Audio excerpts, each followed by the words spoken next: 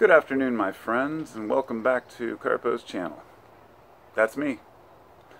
And today I'd like to talk about something that I found at the same time beautiful and hilarious and at the same time important enough to share, because I seldom get good news on the internet which actually inspires me.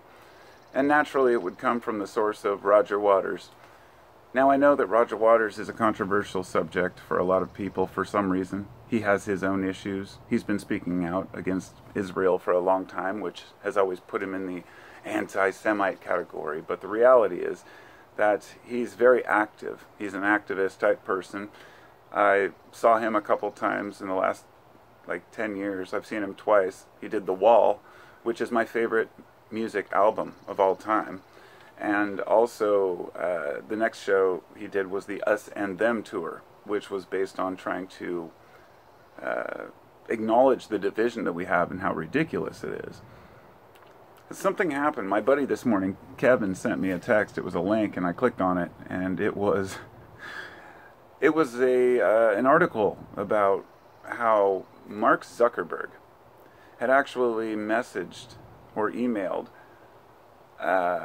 Roger Waters asking if he could use the song The Wall Part 2, or rather Another Brick in the Wall Part 2, which is an extremely common song, very well known, and asked him if he could pay him an exorbitant amount of money, which was undisclosed, and I'm not sure how much was offered.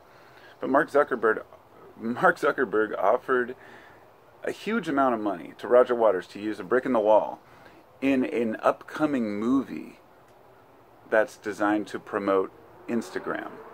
Now, I don't use Instagram myself, but I do know that they have your Instagram wall and that they're little bricks, so naturally, Mark would think, hey, a perfect song. What a moron. First off, the meaning of that song goes directly against everything Facebook stands for. Facebook's censorship, something Roger's completely against. Their domination and corporate interests, something Roger is totally against. But on top of that, the song itself is about a person building a wall, a musician separating themselves from society by building a wall because they don't know who to trust and they don't know, who's trying to screw them over, who's trying to rip them off.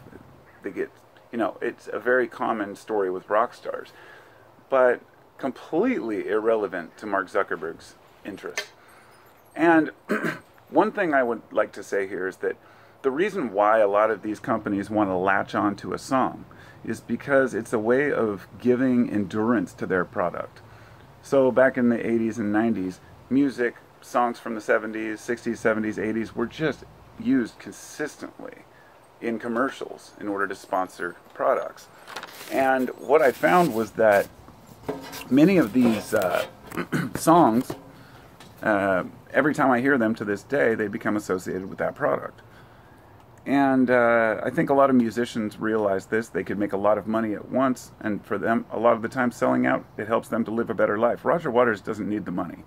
So the thing is, things like Facebook, many different social media companies, products, brands, they all fade out of existence eventually, or most of them do. But if you can get yourself associated with a band or a name, that can be extremely beneficial. So the funny part about this is what he said. And he said, "Fuck you, no fucking way." And there's a video you can watch. I was going to post it on here. I'm not going to bother with copyright and all that crap. You can just look it up. He said, "Fuck you, no fucking way." Called the guy a little prick and basically talked about how this little prick, whose original site was based on rating girls at Harvard. For those who are unaware, before Mark Zuckerberg had Facebook, there was something else he had created before that. It was called Face Mash. And what it was a rating system for guys to go on and rate the looks of the girls at Harvard, which a lot of women found extremely offensive, naturally. But regardless of how long ago it was or the intentions, the fact is that it was, damn it, I hate it when the sirens start up. I'm going to have to pause this for a minute. So I think the bigger problem here is asking what kind of a person he is to create something like that. What kind of a person thinks that way? A lot of people do. But he finalized his complaints by saying, you know, basically, screw this guy. Zuckerberg, how did he become one of the most powerful idiots in the world, is what he said. And I just took such pleasure in that. The fact that somebody turns down money, with all the garbage influencers out there promoting crap products, all the people who are already millionaires, who are sponsoring sneakers and selling out their music and their products in order to create this giant conglomerate corporate entity, which we call, well, what do we call it? I don't even know what we call it these days. There was a time when there were companies competing. Now it's just a giant corporate interest, and at the very center of it we have the tech industry. These same people who think they can regulate what we say, why we say it, when we say it. I mean, an Instagram movie? I'd like to say that all social media has downsides, and much of it sucks. So me complaining about Facebook while I'm using YouTube, somebody may say, well, you know, you're using social media, and yes, we're unfortunately stuck into using some of these methods, but Facebook is something different and unique. It's mostly based on text and sponsored ads and groups, and there's just so much hatred and vitriol on there. And the issue is, what do we do about it? Well, I don't know. I don't use Facebook. I haven't had it in a couple of years, but the last time I used it, it was going downhill very fast, and it was a reluctant thing to use it. It was like, well, if I want to communicate with certain people, that's what I use. So, on a side note, but relevant to this, you may know STEM, which is like science, technology, engineering, and mathematics, and it's considered kind of a cornerstone of education from some people. Some despise it, some love it. But I just read this small article about how we should add E to it, make it, you know, STEAM or E-STEM, that empathy is one of the things that is not taught. And the reason I bring this up is because empathy is an important factor in being right in our actions, for lack of a better way to put it. Empathy is important. But when I look at a guy like Roger Waters, who is just so intense, and he has such empathy for those who are hurting. He's done a lot of charity. He's done a lot to help people. He's frustrated with the corruption in the world. Then you have a guy like Zuckerberg, which I honestly don't know if I've ever seen any emotion on the guy's face. Now, I'm going by what I see. I'm not a hater of people who are rich just because they're rich.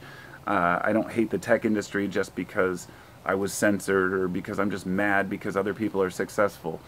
No, I really look at a guy like Zuckerberg, especially when he was standing in front of Congress and watching these interactions. The guy is a freaking robot. I mean, I don't know how else to put it. He has to pretend to be normal. If you want to see Zuckerberg at his very best, go watch his backyard barbecue video from a few years back. It was the weirdest, creepiest thing. And I'm not here to harsh on the guy. The one thing I try not to do is harsh on individual people. But when they deserve it, they deserve it. And to have the balls to message Roger and ask if you could use one of the greatest songs in history for your fucking Instagram movie, you are a little prick. And that's just how I feel about it. So that's about all I wanted to say. I think it was hilarious. I really urge people to go watch the video of him talking. It was at a Julian Assange type meeting. Roger is very involved in free speech and making sure people have their rights. That's his thing. Some hate it, some love it, depending on whose free speech people want to promote. And he's mostly disliked for his take on Israel, which finally today is becoming more and more of a mainstream idea as people realize how corrupt the country really is. And I won't even get into that because I'm sure I'll get a lot of hate for that as well. But yeah, fuck Zuckerberg, honestly. And good on Roger for turning down probably tens of millions of dollars for that song. I would not doubt it. Facebook would be more than willing to pay tens of millions of dollars to use that song. Anyway, let me know what you think, and go check out the video. Peace out.